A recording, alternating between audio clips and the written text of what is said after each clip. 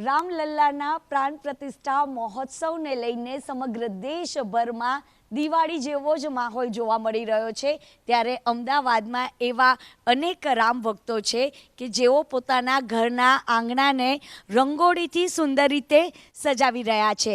અત્યારે અમે લોકો આવી ગયા છે પ્રકૃતિ ઠક્કરના પરિવારમાં અને આપ જોઈ રહ્યા છો ખૂબ જ સુંદર અને કલાત્મક આ રંગોળી બનાવી છે, જેમાં ભગવાન શ્રી રામ અયોધ્યામાં બિરાજમાન થતા હોય તેવી સુંદર થીમ ઉપર આ રંગોળી બનાવી છે અને આ રંગોળી બનાવી છે પ્રકૃતિએ। પ્રકૃતિ સાથે વાત કરીશું।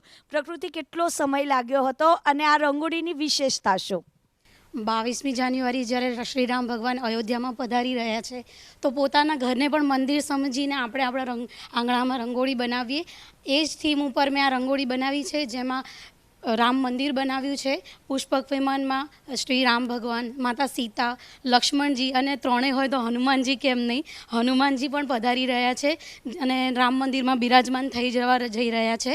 અને ઉપરથી બ્રહ્મા, વિષ્ણુ અને મહેશ એમ ત્રિદેવ ઉપરથી પુષ્પાંજલિ કરી રહ્યા છે અને પોતાની ખુશી દર્શાવી રહ્યા છે, એવું મેં બતાવ્યું છે। અને પહેલાં મેં અહીંયાની નીચે છાણાથી લીપણ કરીને રંગોળી બનાવી છે। આ રંગોળી બનાવતા મને 10 કલાક લાગ્યા હતા અને દરેક રંગોનો મેં 500 ગ્રામનો ઉપયોગ કરીને આ રંગ બનાવ્યો છે। અને આજુબાજુની જે બોર્ડર છે એમાં મેં રામ ભગવાનનું નામ લખ્યું છે। કેટલા ફૂટની છે આ? આ રંગોળી 7 બાય 7 ફૂટની છે અને આ રંગોળી બનાવ્યા પછી મેં આની ઉપર દિવાળી વખતની જેમ આને મનાવવા માટે આજુબાજુ હું દીવા મૂકીશ ને દિવાળી જેવું માહોલ અહીંયા આગળ બનાવીશું। આ વર્ષે તો તમામ લોકો છે તે દિવાળી 2 વખત મનાવવા જઈ રહ્યા છે ને દરેક લોકો પોતાના ઘરના આંગણાને સજાઈ રહ્યા છે। આ પ્રસંગે કોઈ ભજન યાદ આવતું હોય?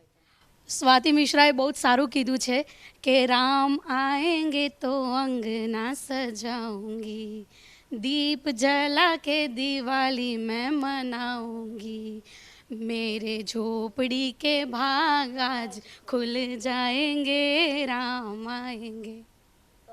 આપ જોઈ શકો છો તમામ લોકોમાં ભારે ઉત્સાહનો જે માહોલ છે તે જોવા મળી રહ્યો છે અને ખૂબ જ સુંદર રીતે પોતાના ઘરના આંગણાને અત્યારે આ રંગબેરંગી રંગોળીથી સજાવ્યું છે અને 22મી તારીખે સમગ્ર દેશભરમાં દીપોત્સવની ઉજવણી કરવામાં આવશે।